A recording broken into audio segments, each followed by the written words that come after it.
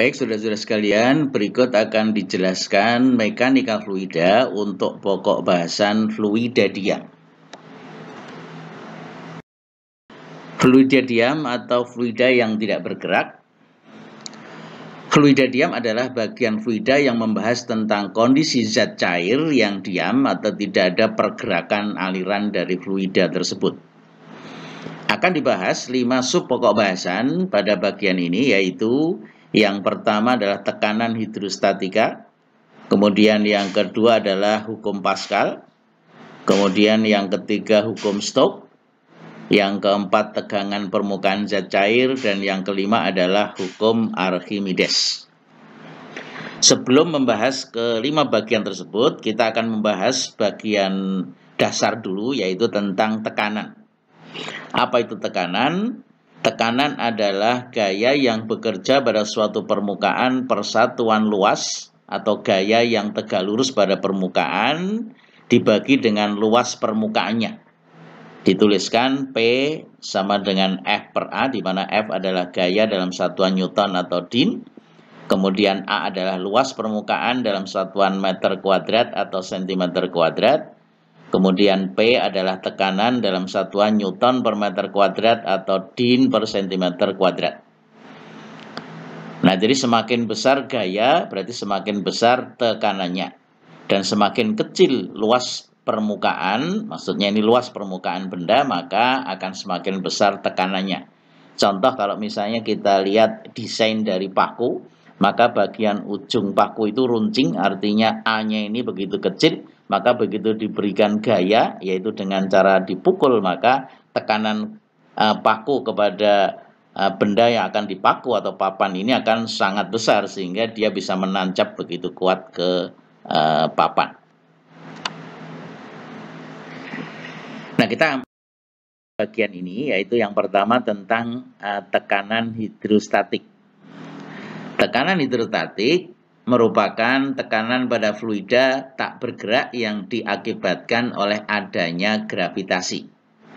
Tekanan pada kedalaman H dalam suatu fluida yang memiliki massa jenis ρ dinyatakan dengan persamaan pH, itu maksudnya tekanan hidrostatik sama dengan ρ kali G kali H, di mana ρ adalah massa jenis dari zat cair tadi dalam satuan kilogram per meter pangkat 3 atau gram per sentimeter pangkat 3. Kemudian G adalah percepatan gravitasi dalam meter per second kuadrat atau sentimeter per second kuadrat, sedangkan H adalah kedalaman satuan meter atau sentimeter.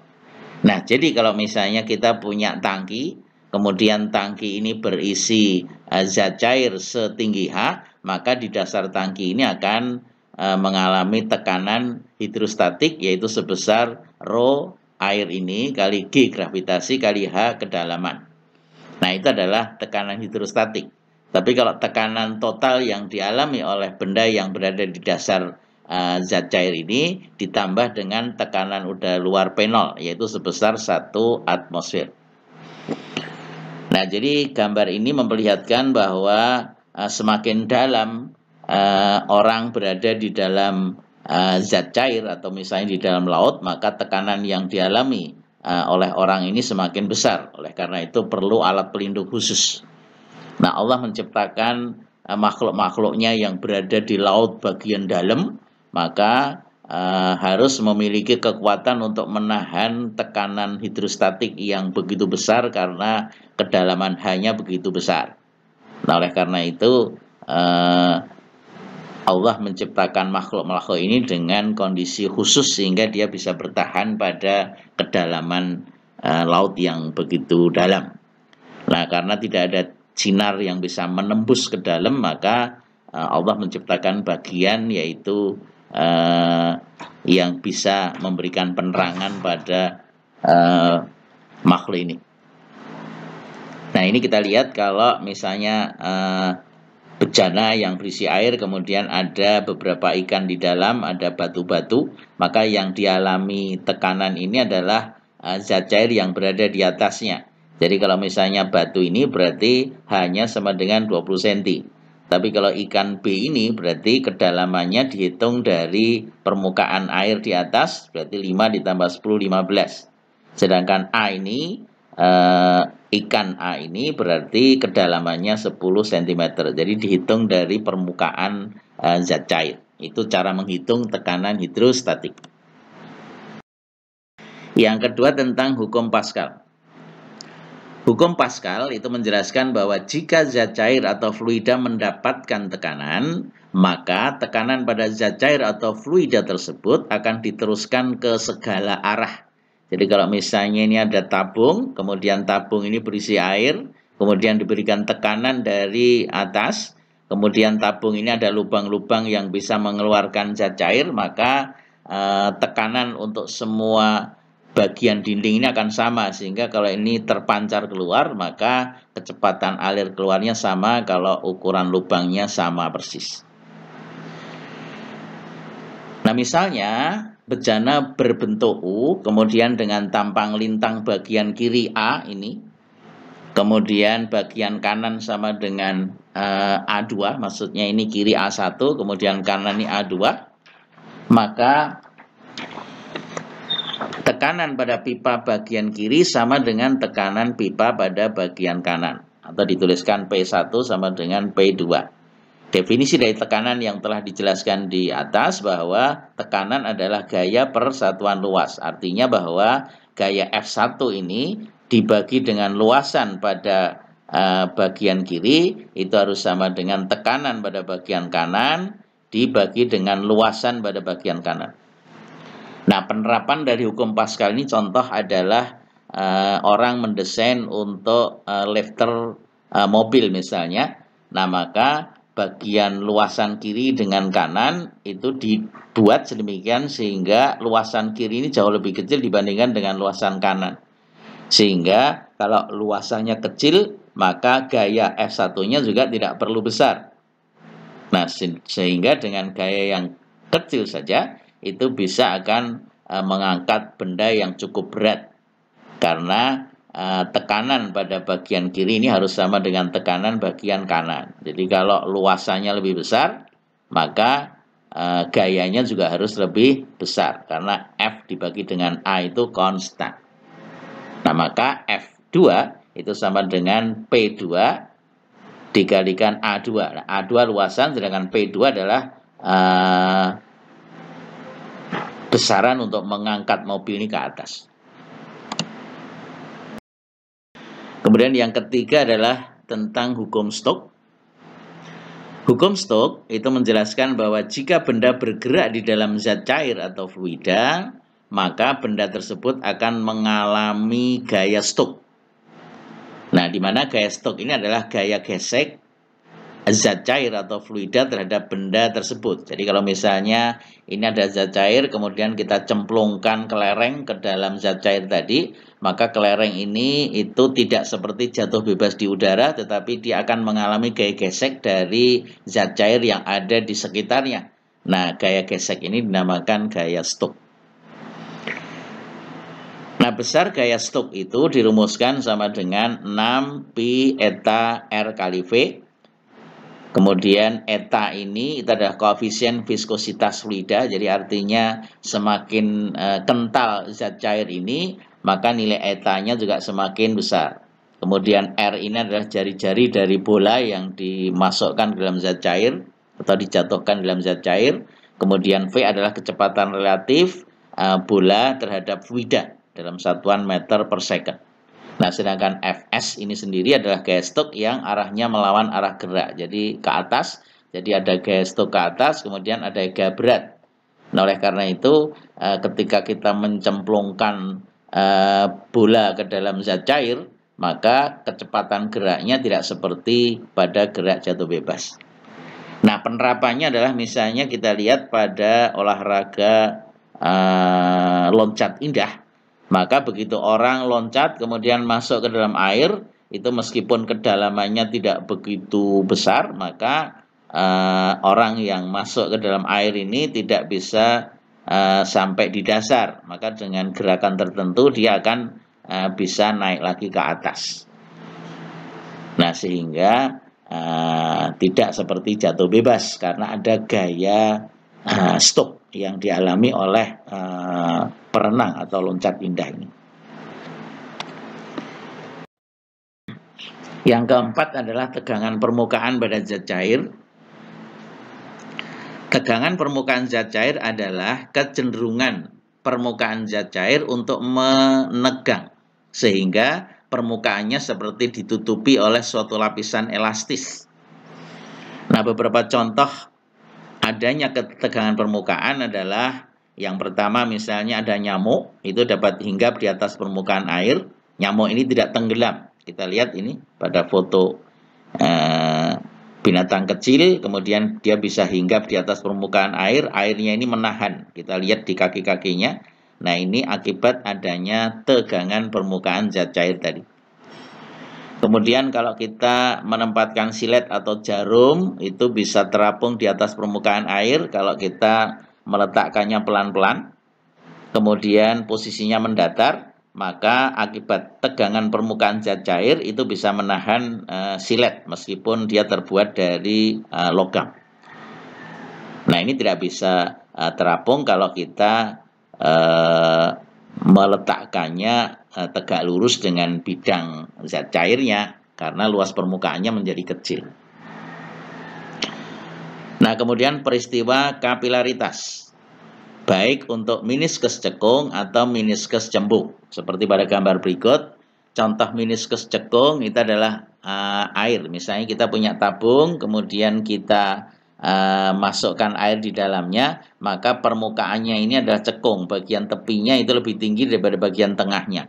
Kenapa bisa seperti itu? Karena gaya adhesi itu lebih besar daripada gaya kohesinya. Nah, sehingga dia akan ketarik ke bagian tepi. Nah, sebaliknya kalau meniskus cembung, itu contohnya adalah air raksa. Jadi kalau kita masukkan air raksa ke dalam tabung, maka karena kohesinya lebih kuat, daya tarik-menarik antar molekulnya, sehingga dia akan menarik ke dalam, maka bentuknya adalah meniskus cembung. Nah, kalau jenis zat cair yang mengalami meniskus cekung, kita letakkan di dalam suatu tabung, kemudian ditambahkan pipa kapiler di dalamnya, maka ketinggian pipa kapiler ini permukaan airnya akan lebih tinggi.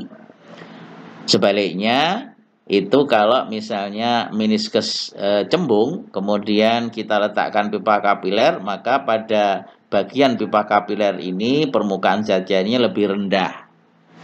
Nah, itu perbedaan sifat antara meniskus cekung dengan meniskus cembung pada pipa kapiler. Nah, efek dari pipa kapiler ini penerapannya misalnya kita lihat pada pohon ya. Nah, pohon itu kan ada air yang ada di dalam tanah, kemudian diserap oleh bagian pohon ini, bisa naik sampai ke ujung atas pohon, itu karena ada kapilaritas ini. Nah, sehingga airnya bisa naik ke atas. Kalau semakin kecil dari permukaan pipa kapilernya, maka air itu bisa naik lebih tinggi lagi.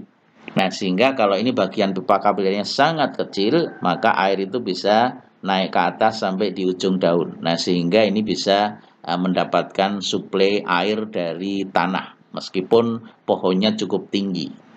Nah, itu adalah prinsip dari kapilaritas. Kemudian yang kelima adalah hukum Archimedes. Hukum Archimedes itu menjelaskan bahwa jika benda dicelupkan di dalam zat cair, baik sebagian atau seluruhnya, maka benda tersebut akan mendapatkan gaya ke atas. Gaya ke atas yang dialami ini sebesar zat cair yang dipindahkan. Nah, itu adalah pengertian dari hukum Archimedes. Nah, zat cair yang dipindahkan ini, itu artinya ditempati oleh benda yang tercelup tadi. Itu sebesar FA, itu gaya ke atas, sama dengan Rho kali V kali G. Di mana Rho adalah rapat massa dari zat cairnya dalam satuan gram per sentimeter pangkat 3. Kemudian V adalah volume yang dipindahkan atau volume benda yang dicelupkan dalam satuan sentimeter kubik. Kemudian G adalah percepatan gravitasi bumi. Ini bisa diambil 10 meter per second kuadrat kalau dibulatkan, kalau nilai yang tepat 9,8 meter per second kuadrat.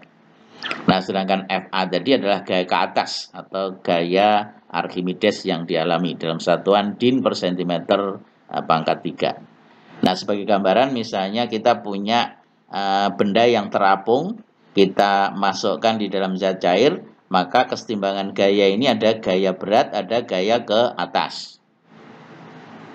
Nah, tetapi kalau pada benda yang tenggelam, ya ada gaya berat ke bawah, ada gaya ke atas.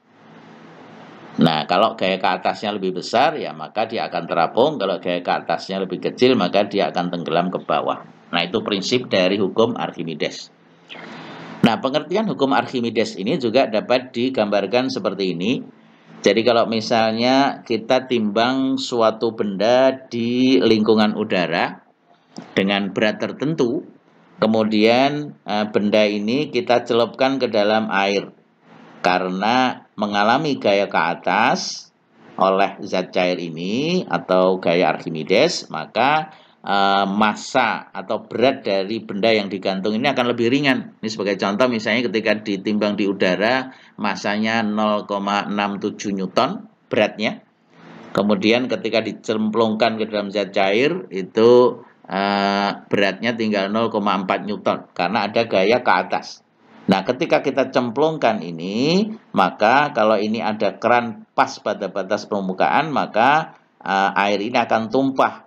Nah, yang tumpah ini seberapa banyak, kemudian kita timbang, itu sama dengan besar gaya ke atas yang dialami oleh benda yang dicelupkan ke dalam zat cair ini. Nah, itulah gambaran dari pemahaman hukum Archimedes. Berikut akan diberikan beberapa contoh untuk lebih memudahkan pemahaman apa yang telah dijelaskan sebelumnya. Yang pertama, seorang memukul paku papan menggunakan palu dengan gaya sebesar 50 Newton. Jika luas penampang ujung paku, maksudnya paku sebesar 0,2 mm kuadrat, hitung tekanan yang dialami oleh papan tersebut. Jadi kalau kita sederhanakan soal ini berarti diketahui gayanya sama dengan 50 Newton dari sini. Kemudian luas penampangnya sama dengan 0,2 mm kuadrat.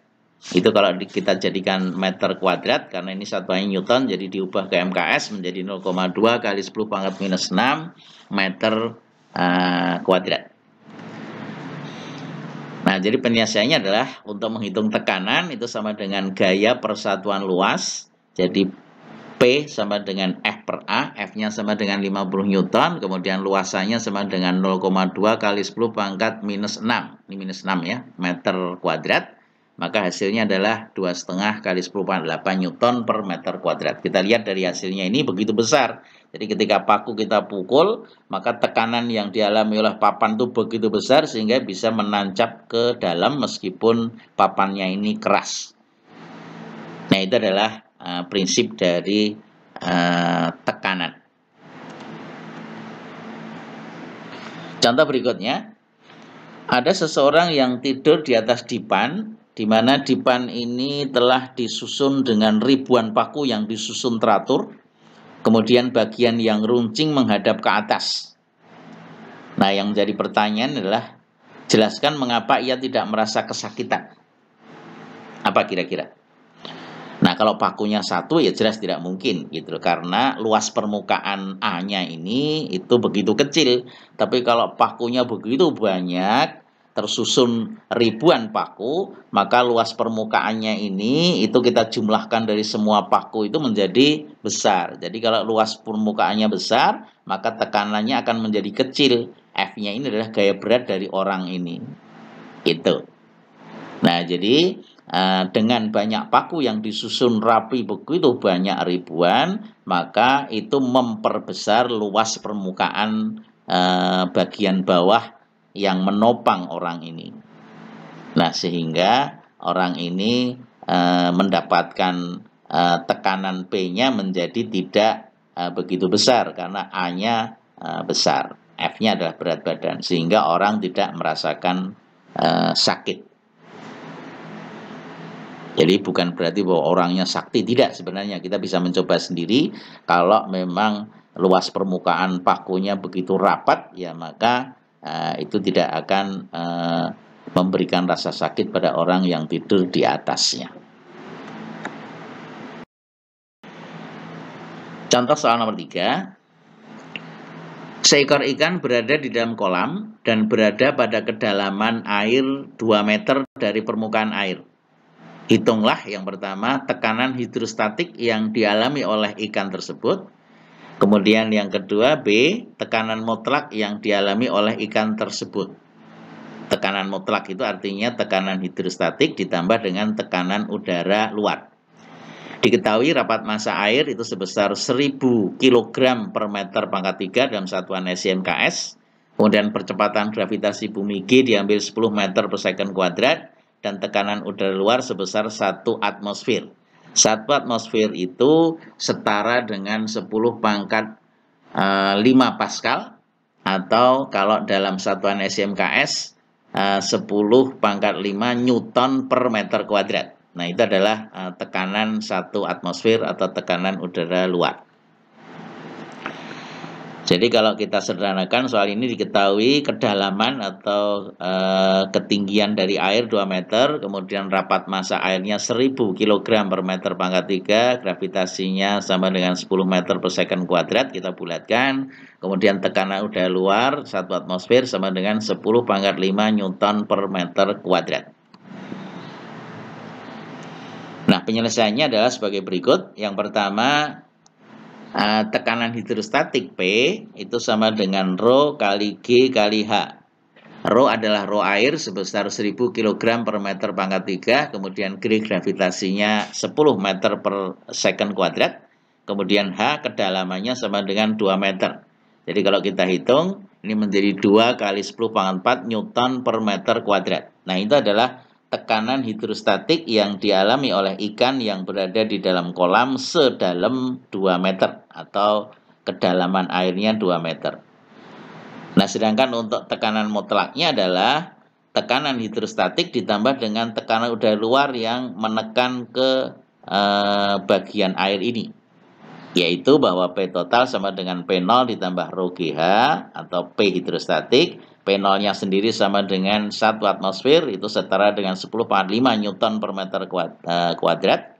Kemudian tekanan hidrostatik sudah dihitung, 2 kali 10 pangkat 4 Newton per meter kuadrat. Jadi kalau kita jumlahkan, ini menjadi 10 pangkat 4 semua, berarti 10 pangkat 5 menjadi 10 kali 10 pangkat 4. Ini 2 kali 10 pangkat 4, jadi 10 ditambah 2 sama dengan 12 kali 10 pangkat 4 Newton per meter kuadrat. Nah, itu adalah tekanan total yang dialami oleh ikan ini, yaitu dari tekanan hidrostatik ditambah dengan tekanan udara luar, yaitu sebesar 1 atmosfer.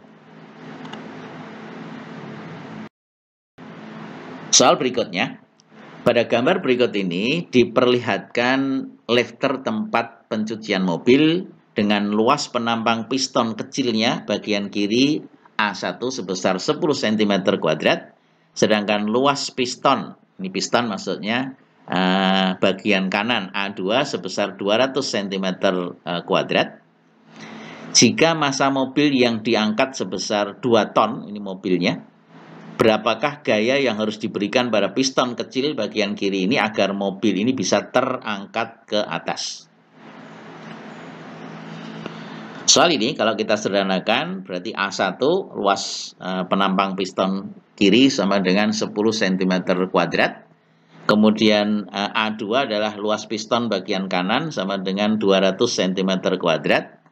Kemudian massa dari mobilnya sama dengan 2000 kg atau 2 ton, maka gaya beratnya itu sama dengan massa dikalikan gravitasi, atau W2 sama dengan F2, berarti 20.000 Newton. Dari 2000 kg dikalikan gravitasi 10 meter per second kuadrat. Nah, penyelesaiannya sebagai berikut. Tekanan pada piston kiri ini harus sama dengan tekanan pada piston kanan. Nah, pengertian tekanan adalah gaya persatuan luas. Jadi, gaya F1 dibagi dengan A1 pada bagian piston kiri harus sama dengan F2 dibagi A2 pada piston kanan. F1 dibagi dengan A1, A1-nya sama dengan 10 cm kuadrat, sama dengan F2 itu sama dengan gaya berat mobil ini sama dengan 20.000 Newton dibagi dengan A2. A2 adalah luasan piston kanan yaitu sebesar 200 cm². Jadi kalau ini kita hitung, kita kalikan silang, maka gaya F1 itu sebesar 20.000 Newton kali 10 cm² dibagi dengan 200 cm². Satuan luasannya habis, tinggal satuan Newton saja, ketemu sebesar 1000 Newton. Nah, itu adalah gaya yang harus diberikan pada piston kecil 1000 Newton. Jadi kalau ini kita tekan dengan gaya yang hanya 1000 Newton saja, itu bisa mengangkat berat mobil sebesar 20.000 Newton. Itu karena perbandingan luasan pistonnya begitu jauh antara 10 cm² dengan 200 cm². Nah, itu adalah prinsip dari tekanan. Soal berikutnya, ke dalam sebuah pipa U, air dan minyak itu dicapai kondisi stabil seperti pada gambar di bawah ini. Jadi pada bagian kiri pipa U itu dimasukkan air. Kemudian pada bagian kanan itu dimasukkan minyak. Nah, ternyata pada kondisi keseimbangan ini itu seperti gambar ini. Jadi ini kalau permukaan bagian batas antara minyak dengan air ini kita sebut posisi A dan B ini. Ketinggiannya ini sama dengan H2. Kemudian ketinggian pada air bagian kiri H1 ini sama dengan 8 cm. Yang ditanyakan adalah delta H-nya ini. Jadi kalau diketahui massa jenis air dan minyak itu berturut-turut masing-masing sebesar 1 gram per cm kubik dan 0,8 gram per cm kubik, tentukan perbedaan tinggi. Jadi delta H-nya ini berapa? Antara pipa yang berisi air dan pipa yang berisi minyak. Ini maksudnya berisi ya. Jadi diketahui rho air 1,0 gram per cm pangkat 3, kemudian rho minyaknya 0,8 gram per cm kubik, kemudian H1 itu ketinggian pada pipa kiri yang berisi air 8 cm, kemudian selisih ketinggian delta H-nya yang ditanyakan berapa. Jadi penyelesaiannya sebagai berikut. Dihitung dari posisi batas air dan minyak. Jadi tadi garis A posisi untuk air, kemudian B adalah posisi batas minyak dengan air. Maka tekanan kedua titik tadi sama. Jadi pada permukaan datar ini, maka tekanan pada bagian pipa kiri A sama dengan tekanan pada bagian pipa kiri B. Nah, tekanan hidrostatik itu sama dengan rho kali G kali H. Jadi kalau FA, tekanan yang berisi air, berarti sama dengan rho air kali G kali H1 adalah ketinggian permukaan airnya. Kemudian FB adalah rho minyak dikalikan gravitasi dikalikan ketinggian lapisan minyaknya atau H2. Jadi rho air kali H1, gravitasinya bisa diringkas sama dengan rho minyak kali H2.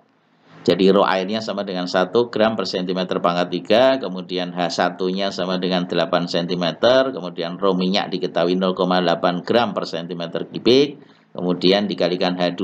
Nah, dari persamaan ini H2 bisa dihitung sama dengan 8 dibagi 0,8 sama dengan 10 cm.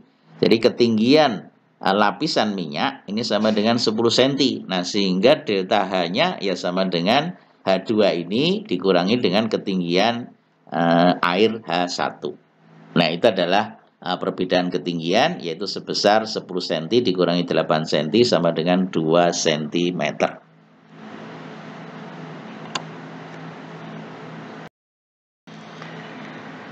Soal berikutnya, balok es dengan rapat massa 0,9 gram per cm kubik dicemplungkan ke dalam air yang mempunyai rapat massa atau massa jenis 1,0 gram per cm kubik. Jika bagian balok es yang berada di atas permukaan air sebesar 20 cm kubik, hitunglah volume es keseluruhan yang dicemplungkan ke dalam.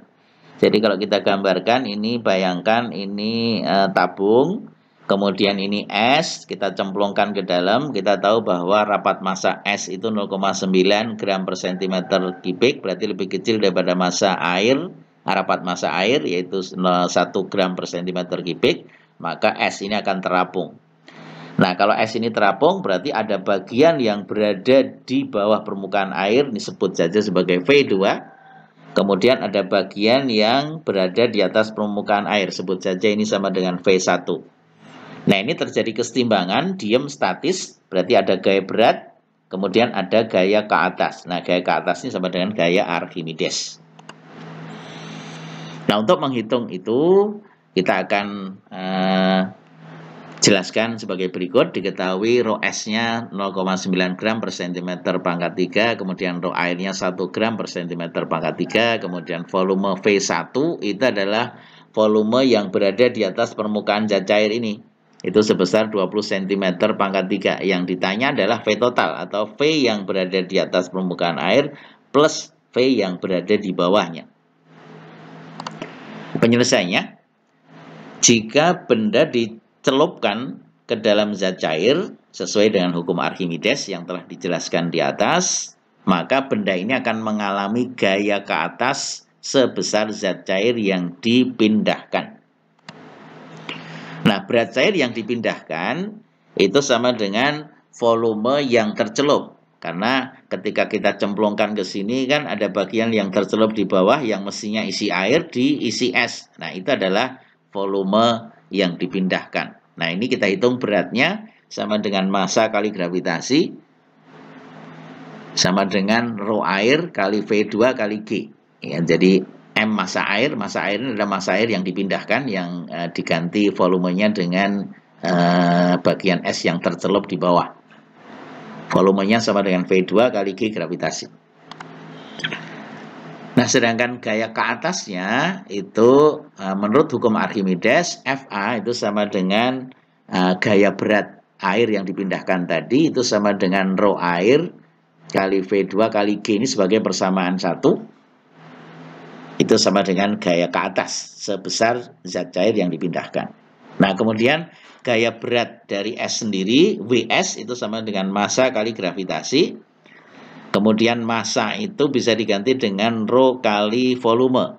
Karena rapat massa kan perbandingan massa dengan volume. Sehingga kalau massa ya sama dengan rho kali volume. Jadi massa S itu menjadi rho S kali volume S. Nah, volume S ini adalah volume total, yaitu V1 ditambah dengan V2.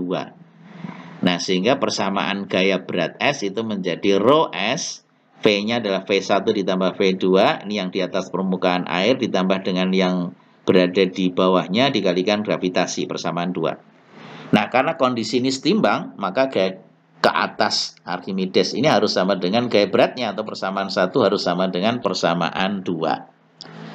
Nah, jadi kalau kita samakan kedua persamaan ini, akan diperoleh FA sama dengan WS, rho air kali V2 kali G persamaan 1 sama dengan rho S kali V1 plus V2 kali G persamaan 2. Jadi gravitasinya bisa diringkas menjadi rho air dikalikan V2 sama dengan rho S dikalikan V1 plus V2. Kalau kita masukkan nilainya, rho air sama dengan 1, V2 adalah volume yang tercelup di dalam yang akan kita hitung, sama dengan 0,9 rapat massa dari S dikalikan V1 plus V2. V1-nya yang di atas permukaan air 20 cm kubik dari sini, ditambah dengan V2 yang berada di bawah permukaan air. Jadi kalau ini kita lanjutkan, maka ketemu V2-nya, ini buat keluar kiri menjadi 18, 0,9 kali 20, ditambah dengan 0,9 V2, 0,1 V1 sama dengan 18, ini dibawa ke ruas kiri, 0,1 V2 sama dengan 18, dibagi 0,1, ini V2-nya ya, ini nggak ada, ini mestinya, sama dengan 180 cm pangkat 3, ini kelebihan ketik, maaf. Nah, sehingga volume total S V1 ditambah V2, 180 itu yang berada di bawah permukaan air, ditambah dengan V1 yang berada di atas permukaan air, jadi 20 cm kubik ditambah 180 cm kubik ketemunya 200 cm pangkat 3. Nah, ini adalah volume es secara keseluruhan. Nah, untuk latihan silahkan dicoba sendiri di rumah. Kita bayangkan seperti tadi. Jadi kalau es kita cemplungkan ke dalam zat cair, ternyata volume yang berada di bawahnya itu jauh lebih besar daripada volume yang di atas. Nah, ini ada sebuah kapal mengarungi samudra yang luas dan dalam. Kemudian tiba-tiba nakoda kapal melihat di depannya ada gunung es atau gunungan es yang cukup besar yang terapung di atas samudra. Nih, kelihatan yang di atas samudra terapung. Ini nakodanya melihat. Nah, nakoda memperkirakan bahwa volume gunungan es yang terapung itu sebesar 5.000 meter pangkat 3 atau 5.000 meter kubik. Perkirakan volume gunung es yang berada di bawah permukaan air. Hal ini perlu kita pahami karena agar bisa memperkirakan jarak untuk menghindarkan kapal dari gunung es yang ada di bagian bawah, karena bisa terjadi tabrakan antara bodi kapal ini dengan gunung es yang ada di dalam. Nah, ini kalau kita gambarkan, ini kelihatan gunung esnya itu kecil, tapi bagian dalamnya itu jauh lebih besar. Sehingga kalau menghindar cukup dekat dengan gunungan es ini masih bisa jadi bagian kapal akan menabrak bagian es. Nah, ini pernah terjadi kecelakaan kapal Titanic, saya kira masih ingat ya. Itu salah satu akibatnya adalah ketika menabrak bagian dalam es yang tidak kelihatan ini. Nah, ini diketahui rho S-nya sama dengan 0,9 gram per cm pangkat 3 dan rho airnya sama dengan 1 gram per cm pangkat 3. Nah, silahkan dicoba untuk dihitung sendiri dengan pemahaman hukum Archimedes yang telah dijelaskan di depan.